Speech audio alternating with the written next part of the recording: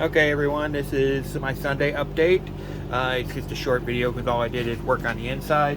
I got the kitchen area pretty close. And then I've got my roof in, my ceiling, most of it at least. Got 3 of the lights in. And I still got to put the lights in on this part. And then I still got a couple more pieces to do there. And there. Got the box pretty much done. Oven's going right there. The sink is right there. That's just a temporary top till I get back from vacation in July where I can do the custom top. Got my cabinets in. Still got a couple more cabinets to build and put in over there.